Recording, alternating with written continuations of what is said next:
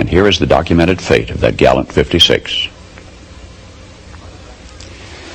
Carter Braxton of Virginia, wealthy planter, trader, saw his ships swept from the seas. To pay his debts, he lost his home and all of his properties and died in rags. Thomas Lynch, Jr., who signed that pledge, was a third-generation rice grower, aristocrat, large plantation owner. After he signed, his health failed. His wife and he set out for France to regain his failing health. Their ship never got to France, was never heard from again. Thomas McKean of Delaware was so harassed by the enemy that he was forced to move his family 5 times in 5 months. He served in Congress without pay, his family in poverty and in hiding. Vandals looted the properties of Ellery and Clymer and Hall and Gwinnett and Walton and Hayward and Rutledge and Middleton. Thomas Nelson, Jr. of Virginia raised $2 million on his own signature to provision our allies, the French fleet.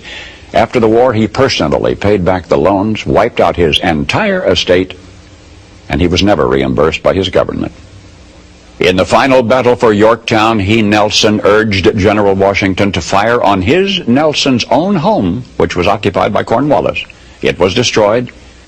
Thomas Nelson, Jr. had pledged his life, his fortune, and his sacred honor. The Hessians seized the home of Francis Hopkinson of New Jersey.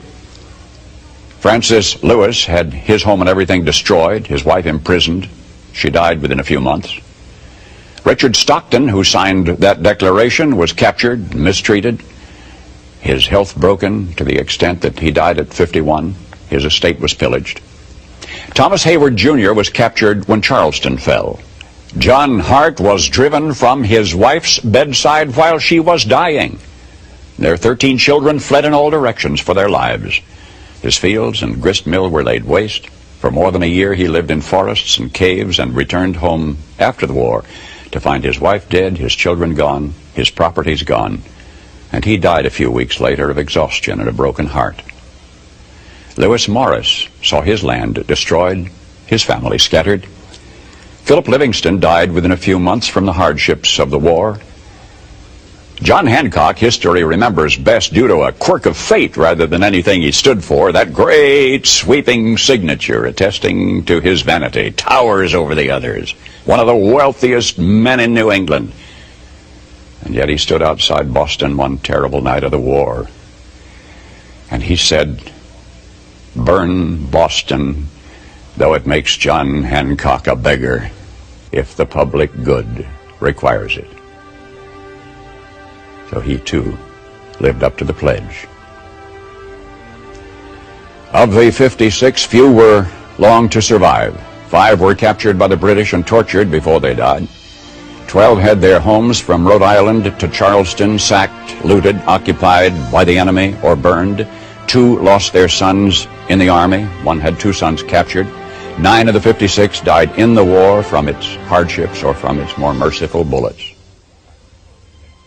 I don't know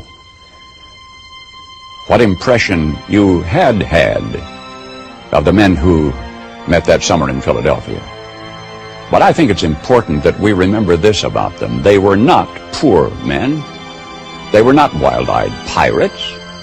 These were men of means. They were rich men, most of them, and had enjoyed much ease and luxury in their personal living.